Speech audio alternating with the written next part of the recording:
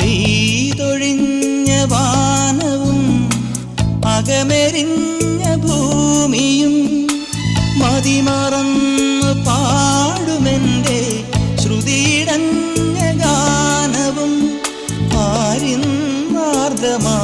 തലോടി ആ ഭവാന്റെ പാദം തേടി ഞാനൻ ശ്യാമജന്മം ശുഭസാന്ദ്രമാക്കവേ.